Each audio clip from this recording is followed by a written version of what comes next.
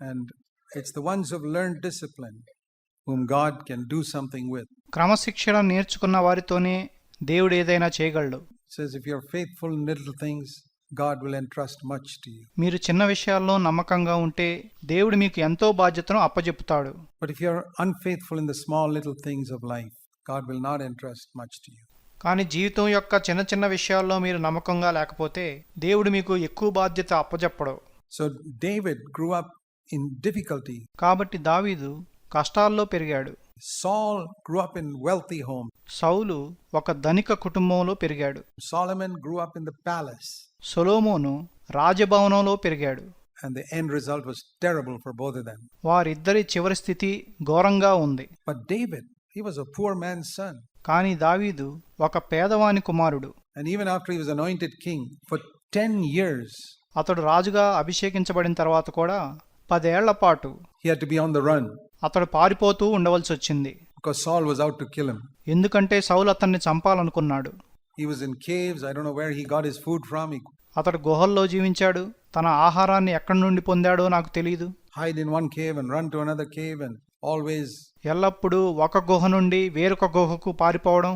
Once he had to act as if he was mad to save his life. ఒకసారి తన ప్రాణాన్ని కాపాడుకోవటానికి పిచ్చివాడిగా నటించవలసి వచ్చింది. You read these stories in 1 Samuel. మొదటి సమూయేలు గ్రంథంలో ఈ కథలు చదవండి. One of his enemies caught him and they said, "Hey, this is the guy who killed Goliath." తన శత్రువులు తనను పట్టుకొని గొలియాతును చంపింది ఇతడే అన్నారు. And he acted like a madman. అప్పుడు పిచ్చివాడిలాగా నటించాడు.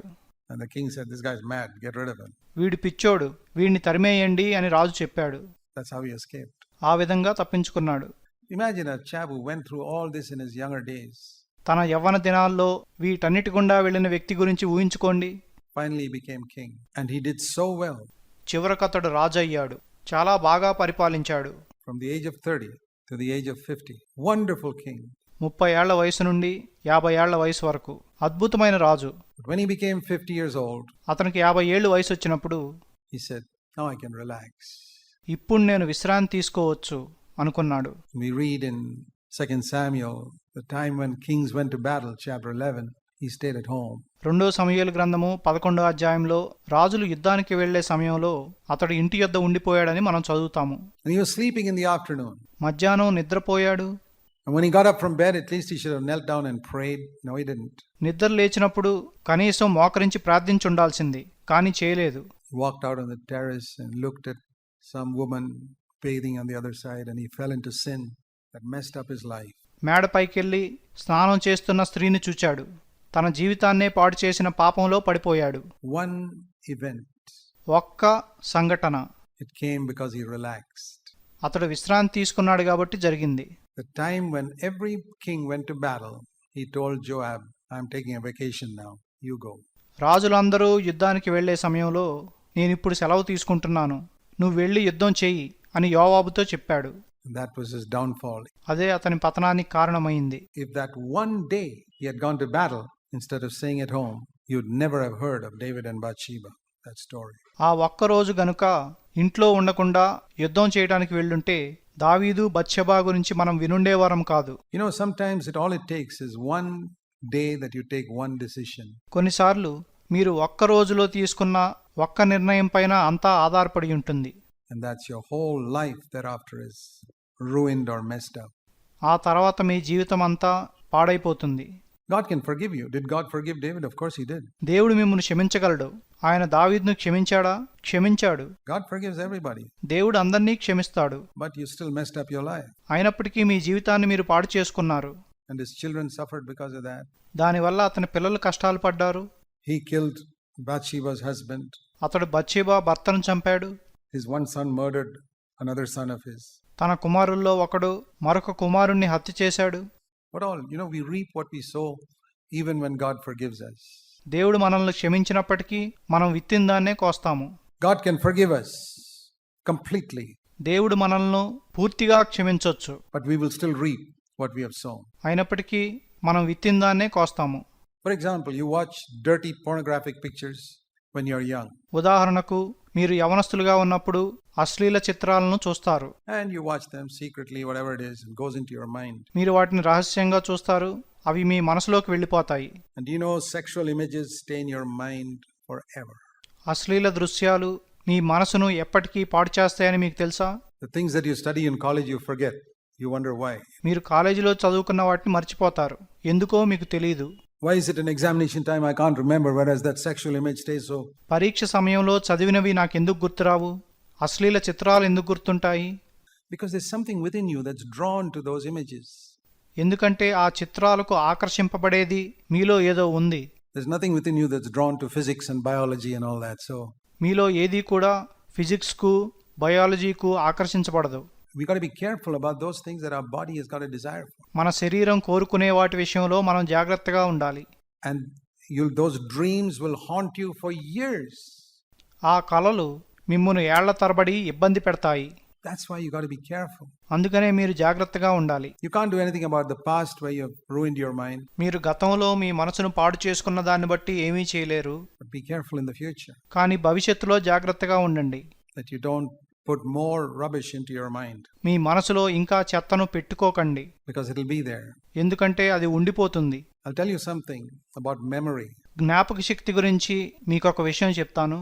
What you put into your memory, you can never take out. మీ జ్ఞాపక శక్తిలో పెట్టుకున్న వాటిని మీరు ఎప్పటికీ తీసివేయలేరు. What you put into your stomach will be washed out. మీ కడుపులో పెట్టుకున్నవి బయటికి వచ్చేస్తాయి. Even poison can be washed out. విషాన్ని కూడా బయటికి తీసివేయొచ్చు. But know this one thing about memory. కానీ జ్ఞాపక శక్తి గురించి ఈ ఒక్క విషయాన్ని తెలుసుకోండి. What you put into your memory can never be removed. మీ జ్ఞాపక శక్తిలో పెట్టుకున్న వాటిని మీరెప్పటికీ తీసివేయలేరు. You say, then why don't I remember people's names and అయితే ప్రజల పేర్లు నాకెందుకు గుర్తుండవు అని మీరంటారు. why don't I understand certain physics problems I studied in school? నేను స్కూల్లో చదువుకున్న కొన్ని ఫిజిక్స్ లెక్కలు నాకెందుకు అర్థం కావటం లేదు. I'll tell you, because you don't have much interest in them. ఎందుకంటే మీకు వాటిల్లో అంత ఆసక్తి లేదు. And those things have sunk to the bottom of your memory and it's very difficult to pull it out. అవి మీ జ్ఞాపక శక్తి యొక్క అట్టడుక్కి వెళ్ళిపోయాయి. వాటిని బయటికి తీయడం చాలా కష్టం. But things that concern sex and money, కానీ సెక్స్కు సంబంధించిన విషయాలు, డబ్బుకు సంబంధించిన విషయాలు, those things are very attractive to us and they are uppermost in our mind always. అవి మనకు చాలా ఆకర్షణీయంగా ఉంటాయి. అవి మన మనసులలో అన్నిటికంటే పైన ఉంటాయి. You know, like oil. అంటే నూనె వలె. You see the oil floating in a curry, which is where you use a lot of oil. You see the oil floating on top. మీరు కూరలో ఎక్కువ నూనె వాడితే ఆ నూనె పైకి తేలుతూ ఉండటం మీరు చూస్తారు. It's like that. ఇది కూడా అటువంటిదే. Things that are in the uppermost part of our memory that ఇవి మన జ్ఞాపక శక్తిలో అన్నిటికంటే పైనుంటాయి. quickly come out in our dreams and మన కలల్లో వెంటనే బయటకు వస్తాయి. make us think about it frequently. దాని గురించి తరచూ ఆలోచింపజేస్తాయి. There are certain things which you are attracted to in our life. We are drawn to you. మన జీవితంలో కొన్ని విషయాలకు మనం ఆకర్షింపబడతాము. అవి మనల్ని ఆకట్టుకుంటాయి. You got to be very careful about putting things like that into your memory. అటువంటి వాటిని మీ జ్ఞాపక శక్తిలో పెట్టుకునే విషయంలో మీరు చాలా జాగ్రత్తగా ఉండాలి. Sinful things, I mean. అంటే పాప సంబంధమైన విషయాలు. So allow God to take you through difficult times in your younger days. కాబట్టి మీ యవ్వన దినాల్లో దేవుడు మిమ్మల్ని కష్టమైన పరిస్థితుల ద్వారా తీసుకువెళ్ళడానికి అనుమతించండి. Submitting to parents when you're living at home can be a very difficult thing. మీరు ఇంట్లో ఉన్నప్పుడు తల్లిదండ్రులకు విధేయత చూపడం చాలా కష్టంగా ఉండొచ్చు. It's not easy because the Bible says we got to honor our parents. అది తేలిక కాదు. తల్లిదండ్రులను సన్మానించాలని బైబిల్ చెప్తుంది. At the same time, we got to be disciples and not. అదే సమయంలో మనం శిష్యులుగా కూడా ఉండాలి. Some of you are from non-Christian homes. మీలో కొందరు క్రైస్తవేతర గృహాల నుండి వచ్చారు. I realize it's extremely difficult for you. మీకు ఇది ఎంతో కష్టమని నేను గ్రహిస్తాను. I've never known that and I really appreciate believers in our church who come from non-Christian homes. నాకు ఆ విషయం తెలియలేదు. మన సంఘంలో క్రైస్తవేతర కుటుంబాల నుండి వచ్చిన వారిని నేను ఎంతో మెచ్చుకుంటాను. I remember once visiting a non-Christian home, a strongly Hindu home. The place was full of idols and నేను ఒక క్రైస్తవేతర గృహానికి వెళ్ళడం నాకు గుర్తుంది. అదొక హిందూ గృహము, విగ్రహాలతో నిండి ఉంది. religious music and it was such an oppressive atmosphere. అక్కడ సంగీతం కూడా మతపరమైనదే. అక్కడి వాతావరణం చాలా భారంగా అనిపించింది. And I said, boy, this is what some of our young believers have to face who live in such homes. అటువంటి గృహాల్లో నివసించే మన యవ్వన విశ్వాసులు వీటిని ఎదుర్కోవాలి. It really made me appreciate that. అది వారిని నేను మెచ్చుకునేలాగా చేసింది. But well, you have to fight a greater battle. అటువంటి వారు ఇంకా పెద్ద పోరాటాన్ని పోరాడాలి. But that greater battle will make you stronger than the Christian who lives in a home where they're singing hymns all the time. కానీ ఎల్లప్పుడూ క్రైస్తవ గీతాలు పాడే కుటుంబంలో ఉండే క్రైస్తవుడి కంటే ఈ పెద్ద పోరాటం పోరాడే క్రైస్తవుడు ఇంకా బలంగా ఉంటాడు. You'll turn out stronger because you're battling all the time at home as well. నువ్వు ఇంకా బలంగా ఉంటావు, ఎందుకంటే నువ్వు ఇంటికాడ కూడా పోరాడుతున్నావు. So don't think that's a handicap. కాబట్టి అదొక వైకల్యం అని నువ్వు అనుకోవద్దు. The people who go through the tough times, they come out as stronger Christians. కఠినమైన పరిస్థితుల్లో వెళ్ళేవారు ఇంకా బలమైన క్రైస్తవులుగా ఉంటారు. I've seen that. నేను దాన్ని చూచాను. People who have personally made a decision to come to Christ, and their parents were non-Christians. వాళ్ళ తల్లిదండ్రులు క్రైస్తవేతరులయ్యుండి వాళ్లే వ్యక్తిగతంగా క్రీస్తును అనుసరించడానికి తీర్మానం తీసుకున్న వాళ్ళు They turn out very often to be stronger Christians than many whose parents were believers. విశ్వాసులైన తల్లిదండ్రులు కలిగిన వారు అనేకుల కంటే బలంగా ఉంటారు. Unless those parents really brought them up well. ఆ తల్లిదండ్రులు వారిని చాలా బాగా పెంచితేనే తప్ప. So don't be discouraged if your home situation is tough. కాబట్టి మీ ఇంటి పరిస్థితి కఠినంగా ఉంటే నిరుత్సాహపడొద్దు. That'll make you a stronger Christian. అది నిన్ను బలమైన క్రైస్తవుడిగా చేస్తుంది. And always speak respectfully to your parents, especially when you have to disagree with them. ఎల్లప్పుడూ నీ తల్లిదండ్రులతో మర్యాదపూర్వకంగా మాట్లాడు, ప్రత్యేకంగా వారితో అభిప్రాయ భేదం కలిగినప్పుడు. Whenever you have to disagree with your parents, మీ తల్లిదండ్రులు చెప్పిన దాంతో మీరు ఎప్పుడు అంగీకరించకపోయినా first of all, let your introduction be, Dad, Mom, I love you so much. మొట్టమొదటిగా మీరిలా చెప్పాలి, అమ్మా, నాన్న, నేను మిమ్మల్ని ఎంతో ప్రేమిస్తున్నాను. I really appreciate all that you've done for me from the time I was a baby. నేను శిశువుగా ఉన్నప్పటి నుండి మీరు నా కొరకు చేసిన వాటన్నిటిని బట్టి మిమ్మల్ని ప్రశంసిస్తున్నాను. Don't think I'm ungrateful. నాకు కృతజ్ఞత లేదనుకోవద్దు. I wouldn't be alive today if you didn't take care of me. మీరు నన్ను జాగ్రత్తగా చూసుకోకపోతే నేను ఈ రోజు బ్రతికుండేవాడిని కాదు. Times when I was sick as a baby, you took care of me. నేను ఒక శిశువుగా రోగంతో ఉన్నప్పుడు మీరు నన్ను చూసుకున్నారు. Say that to them so that they know that you really value them. ఆ మాటలు మీరు వారితో చెప్పండి. అప్పుడు మీరు వారికి నిజంగా విలువిస్తున్నారని వారికి తెలుస్తుంది. And then say, but Dad, this thing you're asking me to do is against my conscience. అప్పుడు మీరేం చెప్పాలంటే, నాన్న, నువ్వు నన్ను చేయమంటున్న ఈ పని నా మనస్సాక్షికి వ్యతిరేకమైంది. Please don't ask me to bow down to this idol. ఈ విగ్రహానికి మొక్కమని దయచేసి నాతో చెప్పొద్దు. Please don't ask me to marry this unbeliever. ఈ అవిశ్వాసిని పెళ్లి చేసుకోమని దయచేసి నాతో చెప్పొద్దు. Please, I love you and respect you. నేను మిమ్మల్ని ప్రేమిస్తున్నాను, గౌరవిస్తున్నాను. It hurts me to say no to you, but I have to say it. మీతో కాదని చెప్పడానికి నాకు బాధ కలుగుతుంది, కానీ నేను చెప్పాలి. Because even you will acknowledge that God is above you. ఎందుకంటే మీకు పైన దేవుడున్నాడని మీరు కూడా అంగీకరిస్తారు. And I understand that God telling me that I must marry someone of like mind. నా వంటి మనసున్న ఒక వ్యక్తిని దేవుడు నన్ను పెళ్లి చేసుకోమంటున్నాడని నాకు అర్థమవుతుంది. Otherwise my life will be unhappy. లేకపోతే నా జీవితం అసంతోషంగా ఉంటుంది.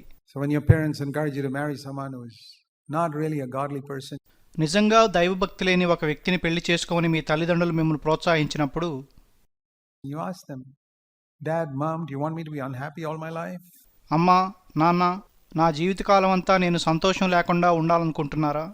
I will be if I marry someone who's going that way and I want to go this way. వేరే మార్గంలో వెళ్లే వ్యక్తిని పెళ్లి చేసుకుంటే నాకు సంతోషం ఉండదు. So don't you want me to be happy? మీరు నేను సంతోషంగా ఉండాలనుకోవడం లేదా? So that's why I say I want to marry someone who's of the same mind. అందుకనే ఒకే మనసు కలిగి ఉన్న వ్యక్తిని పెళ్లి చేసుకోవాలనుకుంటున్నానని మీతో చెప్తున్నాను. You got to be very careful. మీరు చాలా జాగ్రత్తగా ఉండాలి. I've seen people who were in CFC and who just went off to please their parents and I don't know where they are today. తమ తల్లిదండ్రులను సంతోషపెట్టాలనుకున్న వారిని CFCలో చూచాను. వారు ఇప్పుడు ఎక్కడున్నారో నాకు తెలియదు. But God will help you. Remember, God is on your side to help you. కానీ దేవుడు మీకు సహాయం చేస్తాడు. మీకు సహాయం చేయడానికే మీ ప్రక్కన దేవుడు ఉన్నాడని గుర్తుంచుకోండి. Stand firm. We don't have to fall like David. స్థిరముగా నిలబడండి. మనం దావీదు వలె పడిపోనక్కర్లేదు. We don't have to be faithful for 20 years and then fall. మనం 20 ఏళ్లుగా నమ్మకంగా ఉండి ఆ తర్వాత పడిపోనక్కర్లేదు. We can be faithful to the end of our life. మన జీవితాంతం వరకు మనం నమ్మకంగా ఉండొచ్చు. That's a wonderful thing about the New Testament. క్రొత్త నిబంధన గురించిన అద్భుతమైన విషయం అదే. Paul didn't start off and fall halfway through. పౌలు ఆరంభించి సగం దూరం వచ్చినాక పడిపోలేదు. He was a single man. అతడు పెళ్లి చేసుకోలేదు. He was probably about 30 years old when he was converted. రక్షించబడినప్పుడు అతనికి బహుశా 30 ఏళ్లు ఉండొచ్చు. What are the sexual passions in a young 30-year-old? 30 ఏళ్ల యవనస్తుడిలో లైంగిక వాంఛలు ఎలా ఉంటాయి? And he was never married. He died when he was 67 or so. అతడు ఎప్పుడూ పెళ్లి చేసుకోలేదు. 67 ఏళ్లకు చనిపోయాడు. 37 years. 37 ఏళ్లు. Through all the rough times of youth. యవ్వన దశలో కష్టకాలం గుండా వెళ్ళాడు. He had the same passions that you and I have. నీకు నాకు ఉన్న కోరికల్నే అతను కలిగి ఉన్నాడు. He fought it. అతడు వాటిని పోరాడాడు. And fought a good fight, he says, at the end of his life. తన జీవితం యొక్క చివరి దశలో మంచి పోరాటం పోరాడాను అని చెప్పాడు. I fought a good fight. నేను మంచి పోరాటం పోరాడి తిని. And I'm sure part of that fight was with sexual temptation. ఆ పోరాటంలో ఒక భాగము ఖచ్చితంగా లైంగిక శోధనతో అయ్యుంటుందని నేను నమ్ముతాను. He said, I finished my course. I fought a fight. It wasn't easy for me. నా పరుగు కడముట్టించి తిని. నేను పోరాటాన్ని పోరాడాను. నాకదేమీ తేలిగ్గా లేదు. But he says, now there's a crown waiting for me. కానీ ఇప్పుడు నా కొరకు కిరీటం ఉంచబడింది అని అతడు చెప్తున్నాడు. Turn to that verse and you should be able to say that at the end of your life. 2 Timothy 4. ఆ వచనాన్ని చూద్దాము. మీ జీవితం యొక్క చివరి దశలో మీరు ఆ మాటలు చెప్పగలిగి ఉండాలి. 2 Timothy 4. 2 Timothy chapter 4 and verse 6, he says, the time of my departure has come. 2 Timothy 4వ అధ్యాయం 6వ వచనంలో ఏం చెప్తున్నాడంటే, నేను వెడలిపోవు కాలము సమీపమయ్యున్నది. Verse 7, I have fought a good fight. 7వ వచనము, మంచి పోరాటము పోరాడి తిని. I have finished the course. నా పరుగు కడముట్టించి తిని. This is the only race worth running. పరుగెత్త తగిన పందెమిదే. And I've run hard right up to the finish. చివరి వరకు కష్టపడి పరుగెత్తాను. And I've kept my faith. నా విశ్వాసాన్ని కాపాడుకున్నాను. Now what's left? ఇప్పుడు ఏముంచబడింది? A crown of righteousness which the Lord will give me in that day. ఆ దినమున ప్రభువు నాకిచ్చు నీతి కిరీటము. He knew that he was not disqualified. అతడు అర్హత పోగొట్టుకోలేదని అతనికి తెలుసు. He had kept the rules. అతడు నియమాలు పాటించాడు. And he finished, but it was with a fight. పరుగు ముగించాడు, కానీ పోరాటాన్ని పోరాడాడు. It was a fight and a race. అదొక పోరాటము మరియు ఒక పరుగు. The Christian life is like a battle and like a race. క్రైస్తవ జీవితం ఒక పోరాటం వంటిది, ఒక పరుగు వంటిది. And you should be able to say at the end of your life, I fought a good fight. మీ జీవితం యొక్క చివరి దశలో నేను మంచి పోరాటం పోరాడి తిని అని మీరు చెప్పగలిగి ఉండాలి. Maybe in the past so far you haven't fought a good fight. బహుశా గతంలో ఇప్పటి వరకు మీరు మంచి పోరాటాన్ని పోరాడలేదేమో. You're relaxed. మీరు విశ్రాంతి తీసుకున్నారు. Maybe you haven't taken the race seriously. You haven't trained for the race. బహుశా మీరు పరుగును తీవ్రంగా తీసుకోలేదేమో, దాని కొరకు తర్ఫీదు పొందలేదేమో. But you're going to do it from today, right? కానీ ఈ రోజు నుండి తీవ్రంగా తీసుకుంటారు కదా. I'm going to say I'm going to fight a good fight from today. ఈ రోజు నుండి మంచి పోరాటాన్ని పోరాడతాను అని చెప్పండి. I'm going to really take this race seriously. I'm going to train. I'm training for the marathon. ఈ పరుగును చాలా తీవ్రంగా తీసుకుంటాను. నేను తర్ఫీదు తీసుకుంటాను. మ్యారథాన్ పరుగు పరిగెత్తడానికి తర్ఫీదు తీసుకుంటాను. I'm going to discipline myself. నన్ను నేను క్రమశిక్షణలో పెట్టుకుంటాను. Not read stuff that's going to pollute my mind. నా మనసును కలుషితపరిచే వాటిని చదవను. Not look at stuff on the computer that's going to pollute my mind or on my phone. నా కంప్యూటర్లో కానీ నా ఫోన్లో కానీ నా మనసును కలుషితపరిచే వాటిని చూడను. I'm going to keep my mind pure for the Lord. ప్రభువు కొరకు నా మనసును పవిత్రంగా ఉంచుకుంటాను. Just like you won't put sand into your petrol tank of your scooter or car. Me scooter యొక్క లేక కారు యొక్క పెట్రోల్ ట్యాంకులో మీరు ఎలాగైతే ఇసుక పోయరో అలాగే. Would you do that? Put some sand in? మీరు అలా చేస్తారా? ఇసుక పోస్తారా? And then wonder why the engine is all messed up. అలా చేసి ఇంజిన్ పాడైపోయిందేంటా అనుకుంటారా? When you put pornographic images into your mind, it's like putting sand into your petrol tank. మీ మనసులో అశ్లీల చిత్రాలను పెట్టుకున్నప్పుడు అది మీ పెట్రోల్ ట్యాంకులో ఇసుకను పోసినట్లుంటుంది. Well, if you have problems, then you got to clean it out. మీకు సమస్యలుంటే దాన్ని శుభ్రం చేయాలి.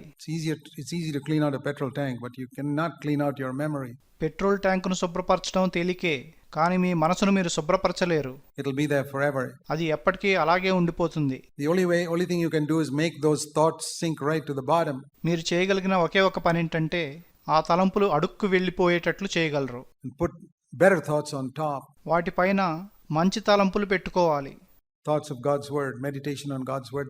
దేవుని వాక్యం గురించిన తలంపులు, దాని ధ్యానం గురించిన తలంపులు. Then those other thoughts will sink to the bottom. అప్పుడు ఆ వేరే తలంపులు అట్టడుక్కి వెళ్ళిపోతాయి. And they won't trouble you so more. అవి మిమ్మల్ని ఇంకా ఇబ్బంది పెట్టవు. Because there are many other thoughts pressing them down. ఎందుకంటే వేరే అనేకమైన తలంపులు వాటిని కిందకి నెడుతూ ఉన్నాయి. Don't let them come up again by occasionally again going and looking at something dirty. అప్పుడప్పుడు వెళ్ళి అశ్లీల చిత్రాలను చూస్తూ ఆ తలంపులను పైకి రానివ్వకండి. Fight a good fight and finish the course. మంచి పోరాటం పోరాడండి, పరుగును కడముట్టించండి. Think of this wonderful young man called Joseph. యోసేపు అనే ఈ అద్భుతమైన యవనస్తుడి గురించి ఆలోచించండి. You know the story. There's no need to look at it. You read in Genesis 39. మీకు ఆ కథ తెలుసు, మీరు దాన్ని చూడక్కర్లేదు. ఆదికాండం 39లో దాన్ని చదువుంటారు. He was far away from his parents in a far country. అతడు తన తల్లిదండ్రులకు దూరంగా దూరదేశంలో ఉన్నాడు. No Bible, no fellowship, no Holy Spirit, no church. Bible లేదు, సహవాసం లేదు, పరిశుద్ధాత్ముడు లేడు, సంఘం లేదు. Nobody to preach to him. అతనికి బోధించేవారు ఎవరూ లేరు. He could sin as much as he liked in the most wicked place on earth. భూమి మీద అతి దుష్టమైన ప్రదేశంలో తనకిష్టం వచ్చినట్లు పాపం చేయొచ్చు. And then tempted by a woman trying to attract him. తన్ను ఆకర్షించాలని చూసే ఒక స్త్రీ చేత శోధించబడ్డాడు. You know what he told her? ఆమెతో ఏం చెప్పాడో మీకు తెలుసా? You should be able to say that. Genesis 39. మీరు అదే చెప్పగలిగి ఉండాలి. ఆదికాండం 39వ అధ్యాయము. It says she pestered him day after day, Potiphar's wife. Potiphar యొక్క భార్య ప్రతిరోజు అతన్ని పీడించింది అని చెప్పబడింది. But he said in verse 9, Genesis 39:9. ఆదికాండం 39:9లో అతడేం చెప్పాడంటే, How can I violate the trust of your husband? నీ భర్త నాపై ఉంచిన విశ్వాసాన్ని నేను ఎలా వమ్ము చేయగలను? And how can I sin against God? దేవునికి వ్యతిరేకంగా నేను ఎట్లా పాపం చేయగలను? How can I do this great evil?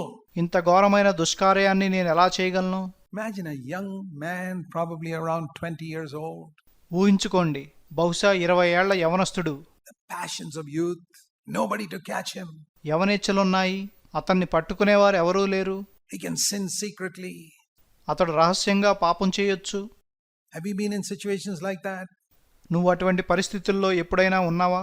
Where you went out with a boy or went out with a girl and you could do what you wanted. నువ్వు ఒక అమ్మాయితో బయటికి వెళ్ళి, నువ్వు ఒక అబ్బాయితో బయటికి వెళ్ళి నీకు ఇష్టం వచ్చినట్లు చేయగలిగే పరిస్థితిలో ఉన్నావా?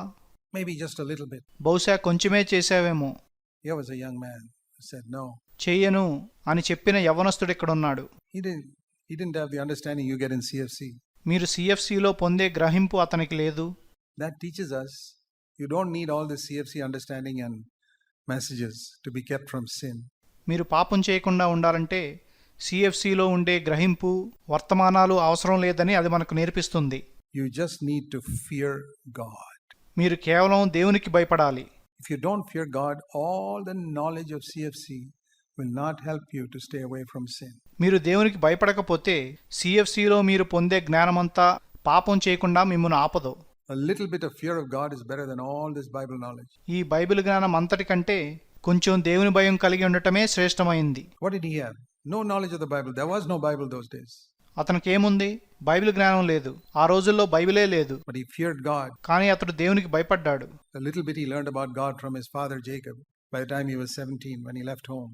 And that kept him. తన ఇంటిని విడిచినప్పుడు 17 ఏళ్ల వయసులో దేవుని గురించి తన తండ్రి అయిన యాకోబు యొద్ద నుండి నేర్చుకున్న కొంచెమే అతన్ని కాపాడింది. And he, day after day, it says in verse 10, he would not listen to her, not just once. రోజు వెంబడి రోజు అతడు ఆమె మాట వినలేదు. ఒక్కసారి మాత్రమే కాదు. Again she said, come, come. He said, no. Again, no. మరలా ఆమె రమ్మని చెప్పింది, రానన్నాడు. మరలా చెప్పింది, రానన్నాడు. And because he stood for the Lord, they accused him falsely and put him in jail. అతడు ప్రభు కొరకు నిలబడ్డాడు కాబట్టి వారు అతన్ని తప్పుగా నిందించి జైల్లో పెట్టారు. He said, fine. పర్వాలేదన్నాడు. For 10 years, he went through a rough time in the jail, but 10 ఏళ్ల పాటు జైల్లో కఠినమైన పరిస్థితులు అనుభవించాడు.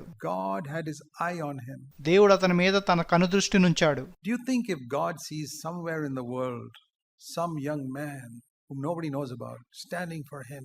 లోకంలో ఎక్కడో ఎవరికి తెలియని ఒక యవనస్తుడు తన కొరకు నిలబడటం ప్రభువు చూచినప్పుడు, saying, I will not sin, I want to fear God. నేను పాపం చేయను, నేను దేవునికి భయపడతాను అని చెప్పడం చూచినప్పుడు, maybe he's an unknown poor young brother somewhere. అతడు ఎవరికీ తెలియని పేదవాడైన యవ్వన సహోదరుడు కావచ్చు. But he's faithful. God has his eyes on him. There's a young fellow who's absolutely true to me. కానీ అతడు నమ్మకస్తుడు. దేవుడు అతన్ని చూస్తున్నాడు. నాకు పూర్తిగా నమ్మకస్తుడైన ఒక యవనస్తుడు ఇక్కడున్నాడు. I tell you, God will have great plans for that person. ఆ వ్యక్తి కొరకు దేవుడు గొప్ప ప్రణాళికలు కలిగి ఉంటాడని మీతో చెప్తున్నాను. Nobody will be able to suppress him. అతన్నెవ్వరూ అణచివేయలేరు. One day God will raise him up ఒకరోజు దేవుడు అతన్ని లేవనెత్తుతాడు and accomplish great things through him, just like he did with Joseph. యోసేపుతో చేసినట్లే అతనితో కూడా చాలా గొప్ప విషయాలు నెరవేరుస్తాడు. You must be one of those young men and women whom God sees in secret. దేవుడు రహస్యంగా చూసే అటువంటి యవ్వన స్త్రీ పురుషుల వలె నువ్వు కూడా ఉండాలి. Faithful, unlike some of your friends. నమ్మకంగా ఉండాలి. మీ స్నేహితుల వలె ఉండొద్దు. You'll go through rough times, you'll be falsely accused. మీరు కష్టాల గుండా వెళ్తారు, తప్పుగా నిందించబడతారు. Joseph was falsely accused. It was all part of his education. యోసేపు తప్పుగా నిందించబడ్డాడు. అదతని విద్యాభ్యాసంలో ఒక భాగము. I've been falsely accused in so many areas. నేను అనేక విషయాల్లో తప్పుగా నిందించబడ్డాను. I was taken to court for 10 years by religious people. 10 ఏళ్ల పాటుగా మతానుసారులైన వారి చేత నేను కోర్టుకు తీసుకువెళ్లబడ్డాను. It was part of my education. అది నా విద్యాభ్యాసంలో ఒక భాగము. It all made me a better man. అదంతా నన్ను మెరుగైన వ్యక్తిగా చేసింది. And trials will make you a better man too. కష్టాలు నిన్ను మెరుగైన వ్యక్తిగా చేస్తాయి. The early years of our marriage, we went through so much financial difficulty. మాకు పెళ్ళైన మొదటి సంవత్సరాల్లో మేమెన్నో ఆర్థిక ఇబ్బందుల గుండా వెళ్ళాము. I could not even rent a house. నేనొక ఇంటిని కూడా అద్దెకు తీసుకోలేకపోయాను. I didn't have money for rent. అద్దె కట్టడానికి కూడా డబ్బులు లేవు. Because my income had gone down 85% when I left my job. ఎందుకంటే నా ఉద్యోగాన్ని విడిచిపెట్టినప్పుడు నా ఆదాయం 85% పడిపోయింది. I had to just live in one small room of my parents' house. నా తల్లిదండ్రుల ఇంట్లో ఒక చిన్న గదిలో ఉండవలసి వచ్చింది. It wasn't easy. అదంత తేలికైన విషయం కాదు. And we struggled for 2-3 years. We struggled. It was good for us. మేం కష్టాలు పడ్డాము. 2-3 ఏళ్లగా కష్టాలు పడ్డాము. అది మాకు మంచే చేసింది. Never bought any new clothes, and కొత్త బట్టలు కొనుక్కోలేదు. even for our little son, we sometimes didn't have enough money to buy milk powder. And చిన్నవాడైన మా కుమారుడికి కూడా పాలు కొనడానికి డబ్బులుండేవి కావు. it was all good for us. Very good. అదంతా మాకు మేలు చేసింది. చాలా మేలు చేసింది. We didn't know what the future lay ahead of us. భవిష్యత్తులో మా ముందేముందో మాకు తెలియలేదు. But it was good. కానీ అది మాకు మేలు చేసింది. The Lord was testing. In this struggle, will you be faithful? ఈ కష్టాల్లో మీరు నమ్మకంగా ఉంటారా అని ప్రభువు పరీక్షించి చూశాడు. And there were temptations. శోధనలు కూడా వచ్చాయి. Like I got a scholarship to go for a free 3-year Bible course in Canada. Canada దేశంలో 3 ఏళ్ల పాటు బైబిల్ కాలేజీకి వెళ్ళటానికి నాకు స్కాలర్షిప్ వచ్చింది. I said no. నేను వద్దన్నాను. God did not call me to go to Bible school. Bible కాలేజీకి వెళ్ళటానికి దేవుడు నన్ను పిలవలేదు. And there was an organization here called FIBA. FIBA అనే సంస్థ ఇక్కడ ఉండేది. 1972. It's 40 years ago. 1972లో 40 ఏళ్ల క్రితము. They said, come, join us. We'll make you director. నువ్వు వచ్చి మా సంస్థలో చేరు, నిన్ను డైరెక్టర్గా చేస్తాము. You got a free car, free telephone, free house. I said no. ఉచితంగా కారు, ఉచితంగా టెలిఫోను, ఉచితంగా ఇల్లు పొందొచ్చని చెప్పారు. నేను వద్దన్నాను. God's not called me to sit behind a desk and raise money. ఒక చోట కూర్చుని డబ్బును సేకరించడానికి దేవుడు నన్ను పిలవలేదు. I'm called to preach the word. నేను వాక్యాన్ని బోధించడానికి పిలువబడ్డాను. Now when I look back, I can see God was testing me. నేను ఇప్పుడు వెనక్కి తిరిగి చూసినప్పుడు దేవుడు నన్ను పరీక్షించాడని అర్థమవుతుంది. Will you go the way I called you, or will you choose the easy path of money and comfort? నేను పిలిచిన మార్గంలో వెళ్తావా, లేక డబ్బు సౌకర్యాలతో కూడి ఉన్న సులువైన మార్గంలో వెళ్తావా? You will also face it in different ways. మీరు కూడా అనేక రకాలుగా దాన్ని ఎదుర్కొంటారు. Make the right choices.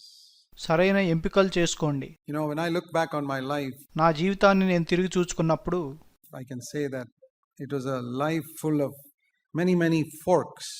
అనేక కూడలున్న జీవితం అని నేను చెప్పగలను. You know what a fork in the road is?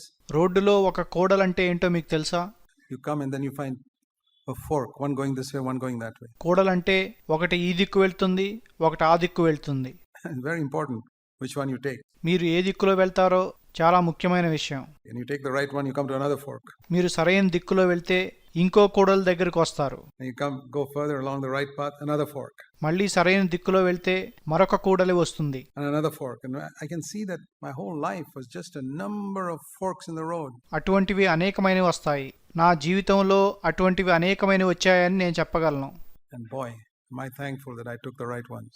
నేను సరైన దిక్కులో వెళ్ళినందుకు కృతజ్ఞత కలిగి ఉన్నాను. So you'll come to forks in the road where you can choose your own way.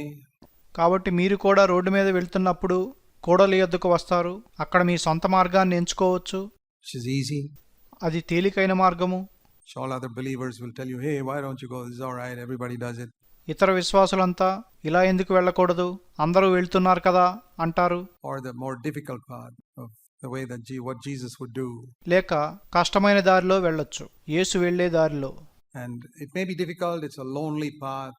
అది కష్టంగా ఉండొచ్చు, అది ఒంటరి మార్గం కావచ్చు. But one day when you look back, you will see that made all the difference in your life. కానీ ఒకరోజు మీరు వెనక్కి తిరిగి చూచినప్పుడు మీ జీవితంలో దీనివల్ల ఎంతో తేడా వచ్చిందని మీరు చూస్తారు. Compared to the others who may have more money, more comfort. ఇతరులకు ఎంతో డబ్బు ఉండొచ్చు, ఎన్నో సౌకర్యాలు ఉండొచ్చు. But will have more regrets in eternity as well. కానీ నిత్యత్వంలో ఎంతో పశ్చాత్తాపం కూడా కలిగి ఉంటారు. So learn from the scriptures. కాబట్టి లేఖనాల నుండి నేర్చుకోండి. These young men like David, Joseph, యోసేపు, దావీదు వంటి యవనస్తుల నుండి. Moses, he was a little boy when he went to Pharaoh's palace. మోషే ఫరో రాజభవనానికి వెళ్ళినప్పుడు చిన్న బాలుడు. But he came out at the age of 40. కానీ 40 ఏళ్ల వయసులో బయటకొచ్చాడు. Rejecting 3 things. మూడిటిని తిరస్కరించాడు. Turn to Hebrews in chapter 11. Hebrew 11వ అధ్యాయాన్ని చూద్దాము.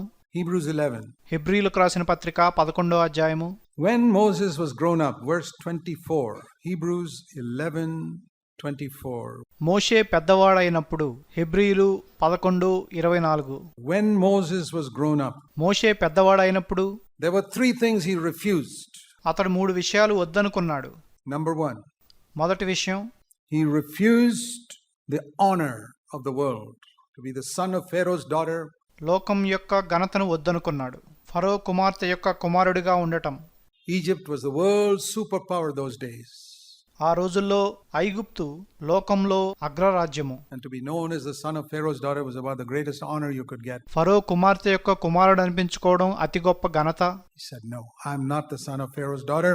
అతడు వద్దనుకున్నాడు. నేను ఫరో కుమార్తె యొక్క కుమారుడిగా ఉండాలనుకోవడం లేదు. I am an Israelite. నేనొక ఇజ్రాయేలీయుడను. I am from that slave community. నేను ఆ బానిసల సమాజానికి చెందినవాడను. Which king would want to acknowledge that I've come from a slave community? నేను బానిసల సమాజానికి చెందినవాడినని ఒప్పుకోవటానికి ఏ రాజు ఇష్టపడతాడు? You know, in India, how people are so concerned about their caste. భారతదేశంలో ప్రజలు వారి కులాన్ని ఎంతగా పట్టించుకుంటారో మీకు తెలుసు. I'm not from that low caste. నేను ఆ తక్కువ కులానికి చెందినవాడిని కాదు. I'm from a high caste. నేను ఒక గొప్ప కులానికి చెందినవాడను. It's not only among Hindus, it's among Christians. అది హిందువుల మధ్యే కాదు, క్రైస్తవుల మధ్య కూడా ఉంది. In Kerala is full of it. కేరళలో ఉంది. కేరళ దాంతో నిండి ఉంది. Which family are you from? నువ్వు ఏ కుటుంబానికి చెందినవాడవు? And there are some family names that are big, well-respected family names in Kerala. కేరళలో కొన్ని ఇంటి పేర్లున్నాయి. అవి ఎంతగానో గౌరవించబడే ఇంటి పేర్లు. They like to boast about it. వాళ్ళు దాన్ని బట్టి అతిశయిస్తారు. And they know I am a Malayali, so they ask me, which family name are you from? నేను మలయాళీలని వారికి తెలుసు కాబట్టి నువ్వు ఏ కుటుంబానికి చెందినవాడవు అని నన్ను వారు అడుగుతారు. He said, I'm from Eden. నేను ఏదేనుకు చెందినవాడినని చెప్తాను. My ancestor got thrown out from there. నా పితరుడు అక్కడి నుండి తరిమివేయబడ్డాడు. And that's where I belong. నేను అక్కడికి చెందినవాడినే. But Jesus saved me. కానీ యేసు నన్ను రక్షించాడు. Sinner saved by grace. కృప ద్వారా రక్షించబడిన పాపిని. Yeah, be careful that he rejected the honor of this world. కాబట్టి జాగ్రత్తగా ఉండండి. అతడు ఈ లోక ఘనతను తిరస్కరించాడు. Secondly, రెండవదిగా he rejected the pleasures of sin. Verse 25. 25వ వచనం, అతడు పాప భోగాలను తిరస్కరించాడు. This is the one verse in the Bible which says there is pleasure in sin. పాపంలో భోగముందని చెప్పే బైబిల్లో ఉన్న ఒక్క వచనం ఇదే. But it also says it's a passing pleasure. కానీ అది అల్పకాల భోగమేనని కూడా చెప్తుంది. Think of the pleasures of sin that you have had. నువ్వు పొందిన పాప భోగాల గురించి ఆలోచించు. Any pleasure of sin that you have had in your past life, has it lasted more than 5 minutes? నీ గత జీవితంలో నువ్వు పొందిన పాప భోగము 5 నిమిషాల కంటే ఎక్కువ ఉందా? Not even 5 minutes. 5 నిమిషాలు కూడా లేదు. Whatever pleasure of sin you had, think back. నువ్వు ఎటువంటి పాప భోగాన్ని పొందినా దాని గురించి ఆలోచించు. You enjoyed it for a little while, it's gone. నువ్వు కొంత సమయం దాన్ని ఆనందించావు, తర్వాత పోయింది. It's a passing pleasure. అది అల్పకాల భోగము. That's why the devil fools you. అపవాది నిన్ను అలాగే మోసం చేస్తాడు. He tells you it's permanent. It's not permanent. అది శాశ్వతంగా ఉంటుందని చెప్తాడు. అది శాశ్వతంగా ఉండదు. It's a passing pleasure. అది అల్పకాల భోగము. Regret is permanent. పశ్చాత్తాపం శాశ్వతంగా ఉంటుంది. The pleasure is only temporary. భోగము తాత్కాలికంగానే ఉంటుంది. And isn't that true today? ఈ రోజున అది నిజము కాదా? You got years of regret. మీరు సంవత్సరాల తరబడి పశ్చాత్తాపడుతున్నారు. The pleasure you got was just a few minutes. మీరు పొందిన భోగము కొద్ది నిమిషాల మట్టుకే ఉంది. Moses recognized that, and you must recognize it too. మోషే దాన్ని గుర్తించాడు, మీరు కూడా దాన్ని గుర్తించాలి. The third thing he rejected was అతడు తిరస్కరించిన మూడో విషయం ఏంటంటే the wealth of the world, verse 26, the treasures of Egypt. 24వ వచనం, ఈ లోకము యొక్క ఐశ్వర్యము, ఐగుప్తు యొక్క ధనము. There's nothing wrong with being wealthy if you earned it honestly. మీరు ధనాన్ని నిజాయితీగా సంపాదించుంటే ధనికులుగా ఉండటంలో తప్పేమీ లేదు. Without telling lies, without cheating, and using the abilities God gave you. అబద్ధాలు చెప్పకుండా, మోసం చేయకుండా, దేవుడు మీకు ఇచ్చిన సామర్థ్యాలతో. God bless you. I hope you will earn a lot. దేవుడు మిమ్మల్ని దీవించునుగాక. మీరు ఎంతో సంపాదిస్తారని ఆశిస్తున్నాను. I always say that if you have a choice between a low paid job and a high paid job, choose the high paid one if you don't have to sacrifice your conscience. నేను ఎప్పుడు ఏం చెప్తానంటే, మీరు తక్కువ జీతం ఉన్న ఉద్యోగం, ఎక్కువ జీతం ఉన్న ఉద్యోగం మధ్య ఎంచుకోవాల్సి వస్తే, మీ మనస్సాక్షికి వ్యతిరేకంగా వెళ్ళవలసి రాకపోతే ఎక్కువ జీతం ఉన్న ఉద్యోగాన్నే ఎంచుకోండి. I always encourage people to study as much as you can. మీరు చదవగలిగినంత చదువుకోమని నేను ప్రజలను ఎప్పుడూ ప్రోత్సహిస్తాను. Get a PhD if possible. కుదిరితే PhD పట్టాను పొందుకోండి. So that you get a good jobs, you can earn a good salary. That's all fine. అప్పుడు మీరు మంచి ఉద్యోగాన్ని పొందగలరు, మంచి జీతాన్ని పొందగలరు. అదంతా మంచిదే. But don't make money your God. కానీ డబ్బును మీ దేవుడిగా చేసుకోవద్దు. That's the point. అదే విషయం. Don't, for the sake of the treasures of Egypt, compromise your conscience or do something.